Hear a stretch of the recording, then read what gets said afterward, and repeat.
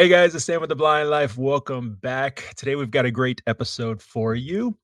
So, when you get that diagnosis, especially someone getting that diagnosis later in life, you have a couple of options of what comes next. What do you do next? And you guys know me. If you've watched my YouTube channel or the podcast for any length of time, you know what my thoughts are on it. You keep moving forward and you live your best blind life. So I'm excited to talk to someone who I think is in a similar mindset as I am.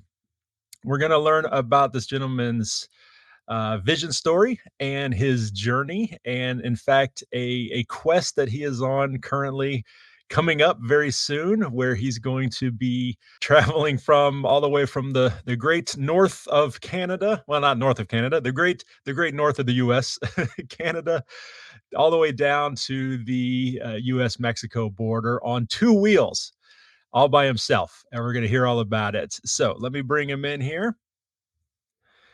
Chris, how you doing, man? Thanks for joining me today. Hey Sam, thanks for having me. Yeah, my pleasure. So I'm really excited to speak with you about this, and learn about what's going on, this big, crazy trip you've got planned. But Mhm. before we get to that, why don't you fully introduce yourself to the listeners and give us a little bit about your vision story. Sure. So, I think my story starts back in the year 2000. I was about 24 years old, so I was a full-fledged adult. And I was driving around the streets of Cambridge, Mass. And went by a pedestrian crossing sign and didn't see it until all of a sudden it was there. 1 minute it's gone, 1 minute it's there, and that didn't seem right. Um, so I went over to the eye doctor. They did tests, sent me to specialists. And a few days later, I had a Stargardt diagnosis. Um, and at that time, it was just fuzzy bits above the center of my vision. And then over the next 9 years, it progressed and closed. Became a fuzzy donut around the center of my vision, and then closed in. And at that time, I was declared legally blind. I guess my vision crossed the threshold, which I don't even recall right now what it is. I was 2200. Um, but yeah, so at that point, a state social worker came out and tried to help do his best to deal with me adapting to this new life. Hmm. He handed me my white cane. He talked about teaching me, or having to learn Braille to get around, different uh, different transit options, and I kind of fell into a hole because obviously I could no longer drive, but I wasn't disabled enough to qualify for any of the paratransit services around. Um, so we talked for a little bit, and then he left, and the next day, I could still work. I work in technology thanks to some adaptive features on the Mac. I could still do my job no differently than I could 2 days before. I just had the problem of how do I get there? And back in those days, remote work wasn't a thing like it is now. So Yeah. I had to figure out how to get myself to the office. And I could rely on family and friends, but I tend to be more independent, a little bit more hard headed than that. And so I lived 3 miles from the office, and so I went out and got a bike out of the garage and hopped on it and started riding. Um, and that first day was tough. At the time, I lived a very sedentary lifestyle. I was somewhere over 300 pounds, Mm. and that ride to work was tough. There were a couple of hills in the way that I had to stop and rest and walk up. Eventually, I made it in and did my job, and I rode home. And for the next few weeks, I just kept at it, and my legs hurt like crazy. It was tough, but it's what I had to do to get to work, to keep going. So, from there, I got more acclimated to riding. The ride to work got a little bit easier, and then I was starting to do a little bit of recreational riding, um, and then started to progress from there. Hmm. Okay. Let me see. 1 second. Yeah.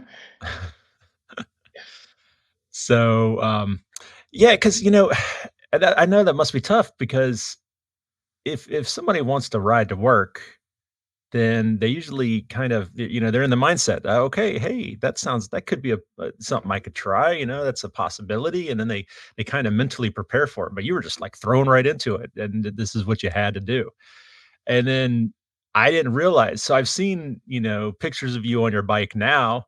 I had no idea that you had been that heavy at that time, and Yeah. I can imagine that was a real challenge. Yeah. Yeah. Like I said, it was, just pushing the bike forward, getting up those hills was tough. And then things Mhm. like, finding clothing that would fit. Like most cyclists aren't 300 pounds. Right. Going through gear, went through a lot of spokes and wheels. And it didn't help is that, with with the eyesight and getting used to it, there are a lot of close calls of almost running into the back of cars. And it's funny, a friend of mine laughs about riding behind me and how I hit every pothole and miss every shadow. 'Cause, you know, with the contrast out there, you never know what's in the shadow. It's hard to tell. Yeah. Yeah. Yeah, that's funny because so in my neighborhood, I don't ride too often. Every now and then, a couple years ago when my daughter was younger, we rode a lot. We'd go to, like, ride to a garage sale or something in the neighborhood, and there's a couple of streets where there's a lot of big trees, and yeah, on those bright sunny days, those trees casting shadows on the street, it's a nightmare. I can't stand it because it's like, yeah, like you said, is it just a shadow? Is it a big hole? Is it a manhole Yeah, cover that's popped up and it's gonna toss me off my bike? totally. Yeah. Or is there Yeah. a giant branch in the way or something that you just don't see in time? So yeah. So I imagine you No, probably adapted, certain techniques for riding around town and, like, avoiding certain areas. I rode mopeds a lot. When I turned 16, I couldn't get a driver's license. So my parents were awesome. They got me a moped. This was in North Carolina, where I'm originally from, and, you didn't need a license. You didn't even have to wear a helmet back then. And so I developed all kinds of little tricks for how to get around the city. I would avoid certain areas. I take a lot of back roads. I go, behind grocery stores to kind of cut streets. I would avoid left-hand turns because that was turning across traffic. So I imagine you probably came up with a lot of things like that as well. yeah, for sure. I mean, first and foremost, just being able knowing where to look or where not to look. Constantly scanning out there. I never get. Uh, there's never really a time when you can rest. It's always a matter of Yeah. what's coming up, what's next. Yeah, and then taking learning a lot of the routes, learning where the potholes are, and memorizing that. Mhm. It's almost like on a old video game where the combination was BBA select BBA. You're memorizing where all the potholes are along the way and which routes have which things. Um, but and you learn and you adapt by that. And so it seems that, over time, obviously, knowing what you're into now, it seems that you kind of really took to cycling. Was this something new in your life, or did it kind of rekindle something, or what?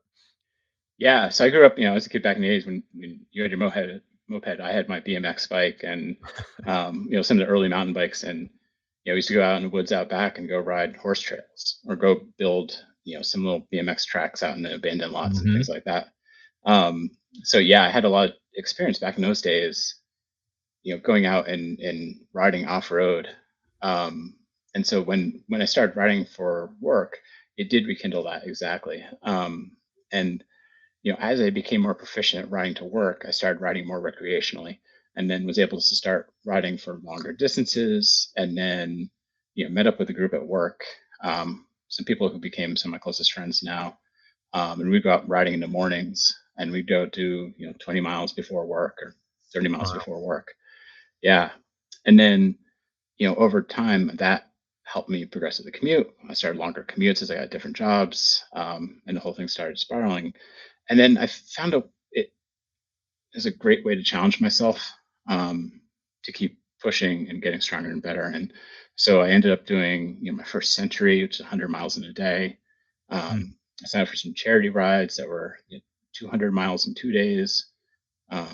There's a ride here that goes from downtown Boston up to Vermont that was 150 miles in a day. So I kept finding ways to challenge myself to push it further and further. Um, and then along the way, so so the distance from my house to that first job was 3.5 miles if I went around on the pavement, but it's shorter if I went through the woods. And there's some walking paths back there that were pretty tame as far as off-road trails go. So I gave those a shot and found I could do it still, amazingly enough. Mhm. And ended up going out and buying an old mountain bike off of Craigslist and giving it a shot again. And I hit every rock instead of every pothole now. Had a lot of off the bike experiences, but kept at it and got better. And then, as bike technology has evolved and wheel sizes have gotten bigger and they can ride over more things, and suspension has gotten bigger and better geometries. And so I can, run into a rock and the bike will handle it and go over it versus, back in the day, you just go ass over tea kettle. Mhm. Um, and so that really helped. And I found myself, enjoying riding off more and more, off road more and more. Um, and then started using that. And then about 5 years ago, I signed up for a race out in Colorado called the Leadville 100.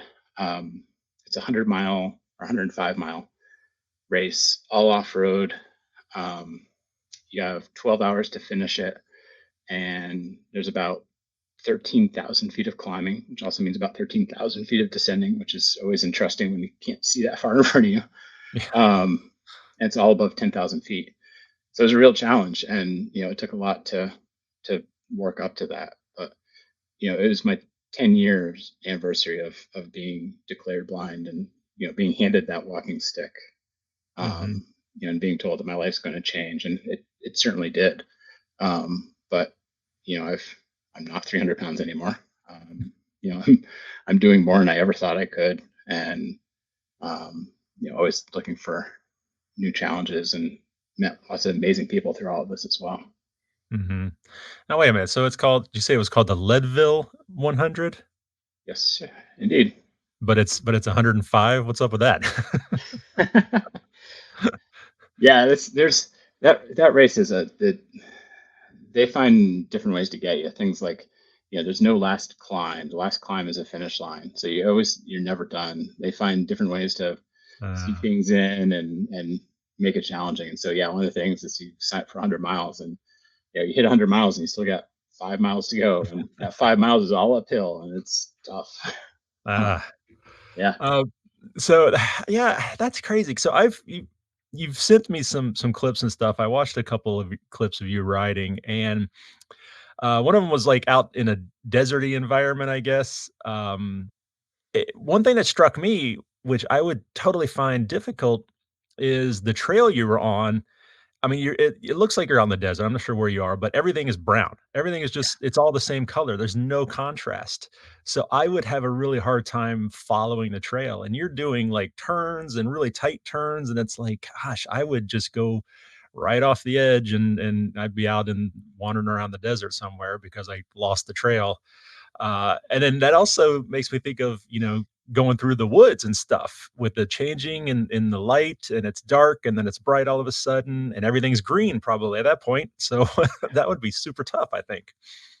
Yeah, it's a challenge. And I don't get it right a lot of times. I'll be out riding with a group of people, and we all go around a corner and I go straight. Or sometimes you'll see a loopy trail and I end up just cutting off a loop because I didn't know where the trail went. But especially there's a thing called object fixation. Mm, And like if you're playing golf and you think there's a water hazard in front of you, you, if you're thinking about that, there's a good chance you're going to hit it in there. mm, Same thing on a bike. If you come across a rock in the middle of the trail and you're thinking about that rock, don't hit that rock, you're going to hit the rock. um, and so it kind of translates to whatever you're looking at is whatever you're going to end up riding over. And because I can't see the center of my vision, I'm looking at the side of the trail or I'm looking at that side of the trail. And a lot of times I will just naturally tend to ride right off the trail. Um, so that's something to be really cognizant about out there. Another again, there's no off time. Anytime the mhm, bike's moving, I'm focused on where the front tires going? Where am I going? Where's the trail? Mhm. What's in the way? And then, like you point out, there's not much contrast out there in a lot of those circumstances, and it's just trust your bike. There's a lot of times where I think in the clips you were looking at, we're probably out in that Leadville race, and look, there's a 500 or 1,000 people have done that trail ahead of me. They've all made it through there, so I trust the equipment. I trust that there's a line there, and just go for it and hope it all works out. Yeah, you would have to because, I've I've never been great at mountain biking because, um, a lot of time you're going downhill and you're going fast and yeah, you're on a trail and there's gravel and there's rocks and sticks and roots and all kinds of obstacles. And I think part of my problem is, and I should also preface by saying I've like had zero training or anything like that. I have no idea. I know there's certain ways you're supposed to lean into turns and kind of things like that, technique and stuff. And I have none of that. So, but I'm the whole time I'm thinking, I'm coming too fast. I'm gonna lose control. The rocks are gonna the tires are just gonna go out from under me, and I'm just gonna eat it hardcore. And so I think I'm super timid because of that. Yeah, I am too, to some degree. Like I think back on what I used to ride as a kid, and part of it is getting older and more cautious naturally, but part of it is the eyesight. And man, I go out and look at some piece of trail that I used to fly down as a kid, and now I'm very timid. Mhm. But like what you describe happens to everyone. Like it's part of the sport, unfortunately. Is you're going to wipe out at some point. Yeah. Um, I do some work with a kids team that is great because I get to help coach kids, and where how they ride and their body position and how they're, interacting with their bike and the bike is interacting with the ground. And it really helps them. And it helps me too, because now I'm thinking about that stuff. Um, Mhm. and so there's a lot of, my day we didn't have instruction, it's just trial and error. But now through that, I get some help with, thinking about that and where, what part of the bike should my weight be on? Where Mhm. shouldn't it be? And that all translates into being able to roll over things and not go off the handlebars, or hit a corner and know that it'll all work out, because you have that right technique. And then something else too we talked about, earlier is that you're doing a lot of this alone, right? Because I have a good friend who, rides mountain biking. His name's Blake. He's been on the channel before. He has Stargarts as well, and he's usually riding with a guide. He has someone in front of him Mhm. kind of and he's following them. But I know for some of these things, at least, you're by yourself out there, right? Yeah, yep. Certainly helps to have someone's wheel to follow. If they can show you a good line, Mhm. um, that's like a cheat code. Um, you know, it, it it it really takes a lot of that mystery out. You got to be able to keep up with them. Um, but yeah, I mean, for the most part, I am out on my own, especially doing a lot of the training rides. Um, there's just not a lot of people out there riding, and like today, it's raining, it's windy, trees are coming down, and I'm out there training. I did a 3-hour ride today. So there's not a lot of people that can find the time to go out on a day like that and go ride with. So yeah, I'm kind of figuring it out on my own, and getting to know certain trails, getting to know where the obstacles are, things like that. Yeah. So, well, now we're gonna be talking about this big thing you got coming up here in a second, but, that really kind of begs the question, I'm curious what your family think about that, especially you being out there alone. I know how my wife would feel about it. I've got a buddy who rides an electric bike, and he's also has Stargarts, and he's all over his city, his town, and I know how his wife feels about it. A little nervous. I got another buddy, actually another Star Guardian. We're all over the place, Awesome. and Yeah. his name's Matt Filipinko. Great guy, big favorite on the channel. But he wants to get a bike, and I think his wife kind of put the kibosh on that. Yeah. So yeah, so I'm curious, what does your family think about it? Um, well, I think there's a lot of worry in beginning. A lot of, will he be able to do this? Is it healthy to be out there? Um, but I think so much of it is like you're talking about in the introduction is what what choice you're going to choose. And I'm fortunate to have that choice and to have enough residual vision that I can do this. And so I think there's an acceptance that, this is part of not, I don't want to say giving in, because I don't want to cast, blame on anyone that doesn't have the opportunity to go out and do something like this. Um, I think, the families kind of come around behind that. Mhm. It helps. My son also rides, so he's part of that mountain bike team that I talked about. My wife has dabbled a little bit, but now a lot of our friend groups are all based around biking. And so there's a big community around it. So as much as I Nice. am out there alone, there's a lot of other times where I'm out with a bunch of other people. Well, all right, let's get into it. So you've everything for the last, would you say, 15 years or so has been leading up to this, Mm. and all this training. So what do you have going on here very, very soon, just like 2 months from now? 2 months from Sunday, yeah, it's coming fast. I feel Yeah. like it was 2 days ago. It was 3 months.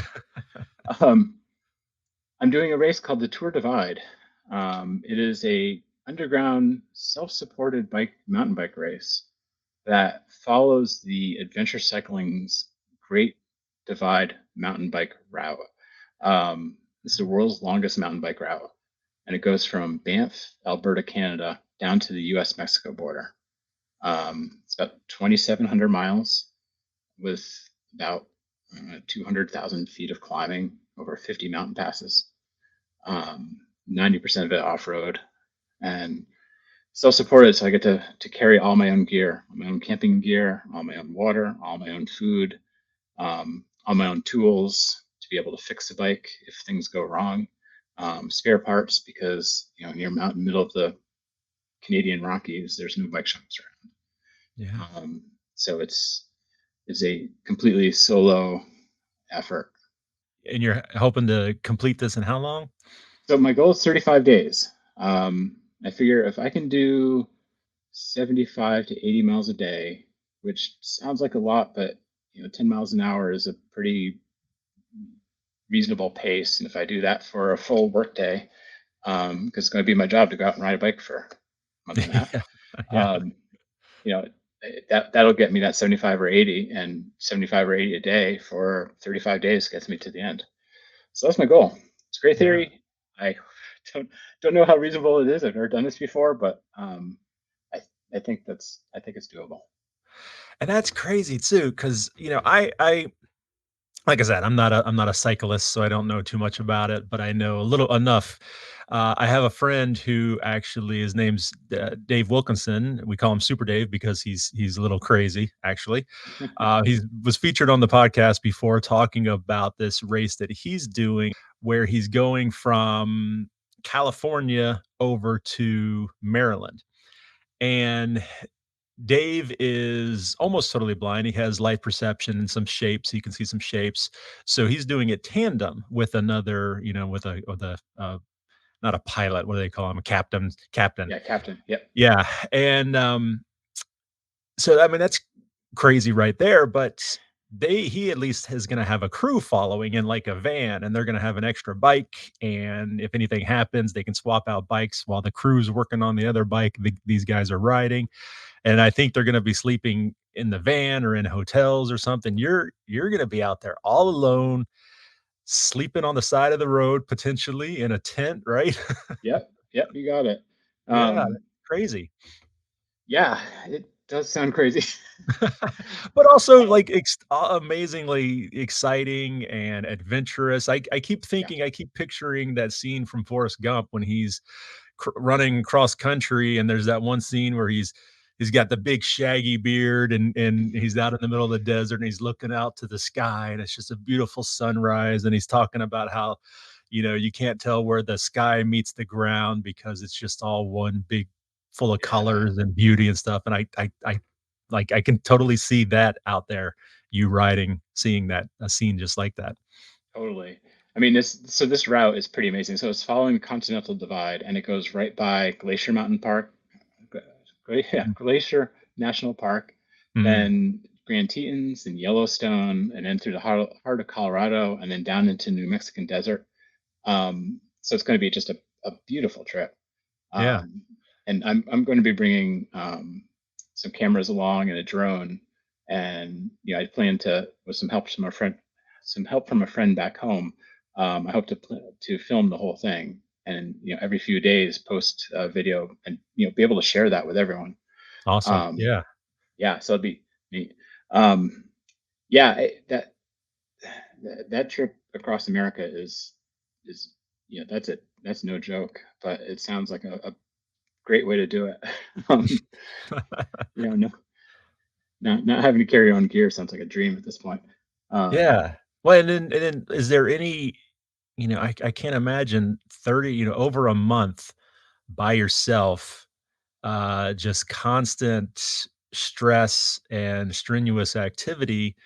Are there do people I don't wanna be, I wanna be delicate about it, but do people come out of this okay mentally afterward?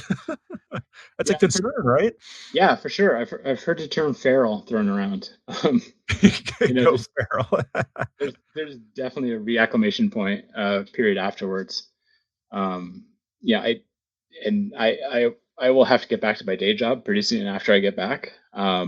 So we'll Yeah. see how that goes. But yeah, it's going to be a lot of alone time. One of the reasons, so anyone can go out and ride this route anytime they want. One of the reasons I'm doing Tour Divide is there's going to be probably 250, 300 people doing it at the same time, same direction as I am. Mm, And my hope is that it won't be as much of a solo effort. I have no plans to team up with anyone, but if there are people who are riding the same pace and we get along, absolutely it becomes a buddy movie. You know, um, so we'll see what happens, but yeah, that's definitely part of the strategy of doing it with the race instead of just a full solo effort. yeah, I guess that makes sense. I hear that with, hikers doing, like, the Appalachian Trail and things, and they will just kinda every now and then they'll partner up because 'cause we're both going this way, we're both walking the same speed, "Hey, you wanna join up?" And they'll even, like, camp for a couple of days together, and then they'll Yeah, split off and do their own thing, so yeah, that makes sense. yeah. Yeah, there's a lot of stories about that. Like I've been doing a ton of research on, from other people. One of the cool things now is that so much of this stuff is on YouTube, and there's a lot of stuff that you can learn from other people who have been doing it. So, yeah, I've been obsessively watching, videos of people to try to learn the terrain, learn the route. Mm, And there's a lot of stories of people doing exactly like you said. It's just, we're going to the same place, we're doing the same thing. Let's team up for a while. And then if at some point, it someone wants to go faster or slower, then you wave goodbye and go on your way. yeah. That's a good point. So are you able to kind of through videos and other things like that, get a really good sense of what the trail is gonna be like throughout? Like, can you does that help you plan, like, "All right, this day I'm gonna do this much, and I should expect, this is looks like a tricky part here," and 'cause, with our low vision, anything I do, I go to a skate park or anything like that, I'm gonna walk it first, real Hmm. slow and methodical, just so I can picture everything in my head. Even stupid things like I go to a new, hotel, I always go down the lobby and I just walk the lobby just so I kind of build this mental map. So are you able to do that through these videos and things like that? Yeah, for sure. I mean, videos have been just a godsend for any sort of riding. It's hard to find a trail in the Northeast that someone hasn't gone down with a video before and posted it online. And Mm, so, if there's a local event or something, you can absolutely pull it up and watch it and see, what the terrain looks like, what to expect. Like I said, if there's hills, if there's mud, if there's rocks, there's roots, and get a good idea. Same thing for Tour Divide. Obviously with a 2,700 mile long route, you can't get everything, um, but you can get an idea. And a lot of the stuff that people post is the interesting things that happen. So, a lot of the monotonous miles, not so much, but things like, for example, there's a place called Coco Claims. It's one of the mountain passes, and it is a rocky scramble where people, you, you can't walk. I mean, you can't ride a bike. You can barely walk a bike up it. uh-huh. Um, and it'll take, I've looked at some of the logs, and the pros will take 3 or 4 hours to get up it. A lot of the amateurs will take the entire day. They'll camp at the bottom and then they'll camp again at the top. But now with video, I can go through and I know where that climb is. I know how far along it is. and I know what to expect. And just overall, the whole trip planning, like just treading the path that other people have done before me, has been a Yeah. huge help. Yeah, do you have to I would imagine that you have to keep that in mind, and I would guess that's not the only place like that, that's probably gonna take longer. So you have to think, "Okay, I've done my, 100 miles or whatever today that I should do to be on pace to wrap it up, but I know it's gonna take me longer at that place further down the road, so maybe I'll push for another hour or so to kinda Yeah. make up a little bit, to give you a little bit of a buffer when you get there." For sure. Yeah, and I know a lot of the route up in the Canadian Rockies is going to be, again from all this comments from other people, it's going to be a lot more, steeper, jagged climbs, and then when you get down towards like Colorado, it's going to be, longer, more even climbs, things like that. Um, and so like that 75 to 80 mile a day estimate, I may get out there on day one and hit 40 miles an hour or 40 miles and say I'm done, and camp on the side of the road somewhere. Yeah, Um, Whereas, other places down the road, like there's one place called the Great Basin. It's 130 miles between towns. And there's one place for water, and it's all desert. It's up in Wyoming. And so knowing coming into that you have that in front of you, you really need to plan accordingly. You don't want to get caught thinking, there's a tiny little town there called Atlantic City. You don't want to zoom right by that thinking, oh, no big deal. I'll stop at the next, I'll stop at the next gas station. I'll stop at the next quickie mart, whatever. Um, and next thing you know, you're 20 miles into, 130-mile stretch where there's nothing out there. So that's been one of the challenges here is trying to plan for all that. Um, I can't read the maps. Text is very challenging for me yeah, unless it's blown up. So there are plenty of maps out there that have all this detail. I can't read them, so I'm not bringing them. I'm going to be relying on GPS, which has much like a GPS for a car, has a route on it. It's outlined with arrows, and I follow that route. That's not going to give me that information about, what that 130-mile wilderness is coming up. So one of the things I've been struggling with is, and working or having not so much struggling, but having to plan for is how to navigate my way along this and knowing that information. Um, and so I think so. I'm putting together spreadsheets basically to have, um, different towns, and I figure if I'm in a town, I may not know it right away because of I can't read the signs that come up to it, but I can mhm, always pull over and go, stick my nose right up in it, or use my phone to zoom in, and figure out where I am. And from there, I'll have a spreadsheet that says, okay, between the next town is X number of miles away, and maybe 30 miles, and maybe 5 miles, and maybe 100 miles. And in between where I am and that next point, there's two mountain passes, or there's one mountain pass, or there's stream crossings, or there's the U.S. Canada border, whatever it is. And then that way, if I can figure out where I am, then I'll know what's in front of me and if I should keep going for that day or if I should pull over, if I need to get extra gear, extra food, things like that. Um, yeah, and speaking of food, yeah, I was curious about that. Surely you're not gonna carry, a month's worth of food on you, so I imagine you'll be stopping, at places like 7-Elevens and things and just grabbing something real quick. yeah.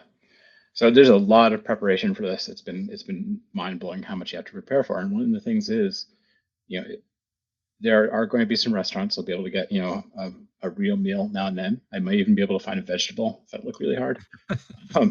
But for most of the time, it's going to be whatever's in a Wawa or whatever's in a, whatever gas station that's on the road. And so I've been spending some time trying to figure out, if you walk into a CVS or a Walgreens, what can you buy there for ingredients and make for food at night? Um, Yeah, something you know, somewhat healthy because you gotta keep your energy up and everything. Yep. Yeah. And eat a Yeah, lot of calories. Great thing about this was you get to eat as much candy and stuff as you want along the way. Don't tell my dentist, but yeah. yeah, Um, but yeah, I'm looking up things like I just tried, this past weekend, I tried something I heard called backpackers pad thai, where you take some ramen, you make the ramen, dump out most of the water, dump a bunch of peanut butter in there, maybe some dehydrated meat if you got that, and then mix it all up, and there's dinner. And pretty good. Huh. We're humans. We need to use the facilities. I Uh-huh. guess that's kind of the same thing. You just go until you pass a gas station or something and stop, or You a really hope. nice big bush. Yeah, exactly. And boy, there's areas out there where it's desert and there's nothing around. And I've heard stories of people who nature calls and they there's nowhere to go hide, and so they're on the side of the road, and a rancher comes along with a pickup truck and says, "Hey, what you doing out here?" What's it look like I'm doing? Yeah, exactly. Now I can imagine that you're not just I know you said you're always looking to push yourself, but this is a pretty big push. So is there any other reasons why you're doing this race? Yeah, I feel pretty fortunate that I can do this. I have enough eyesight. That's not the case for everyone else out there. It's affected by a blinding disease. Mhm, Um, and I feel very strongly about being able to give back to, and help others in this. And so I'm doing this all to raise money and awareness for Foundation for Fighting Blindness. mhm. Like many of the people listening will be familiar with them, but they are a huge funder of research. And when I was diagnosed 24 years ago now, my doctor at the time said, "We don't know what causes it. We don't know anything about it. It just is, and there's no hope. Um, you know, you're you're not so unique that I'm going to write a paper about you, but you're never going to see any attention on this. There's not enough people." Um, and since then we've identified the genes that cause it. There's countless gene therapies in the works, stem cell treatments, things like that, Yeah. and Foundation for Fighting Blindness is behind all of that. So, um, I'm doing this to try to taking advantage of this to really try to spread the word and raise funds and awareness for them. Well, so I think it's pretty awesome. If anybody is interested in helping or learning more, what's the best way they can do that? Yeah, head over to blindguybiking.org. Everything's on my site there. There's links over to my fundraiser page over with the Foundation for Fighting Blindness. Any help there is appreciated by everyone in the community. Mhm. Yeah, because I have to imagine this isn't a cheap endeavor. Yeah, no, and I've had some terrific help from some companies in the industry, who have donated some goods to help that out. Well, Chris, I think it's awesome, man, and I wish you the best of luck. I'm sure it's gonna go great, and it's gonna be, the lasting memories. Tribe is the hardest mountain bike race in the world, which is something I'd like to not think about. Um, but yeah, there's I don't know what's going to happen for the 20th anniversary. It's hard to think what tops this, but Yeah. let's get through this one before we figure that out. Yeah, For my kid yeah, one family. thing at a time. Awesome. Well, thank you, Chris. I appreciate you jumping on and talking with me for a little while. And like I said, man, I best of luck to you. Thank you. So, if any of you guys were interested in helping out Chris or following along in this amazing journey, I will have links to his the website and the fundraiser and all of that in the show notes for the podcast, or if you're watching this on YouTube, in the video description. Jump on over there, check it out. Help if you can. Every little bit will help, I'm sure. But that is it for this one, guys. Thank you so much for listening or watching. This is Sam with The Blind Life. Check out the YouTube for more videos, amazing videos. Check out the podcast for more episodes, and we will see you next time.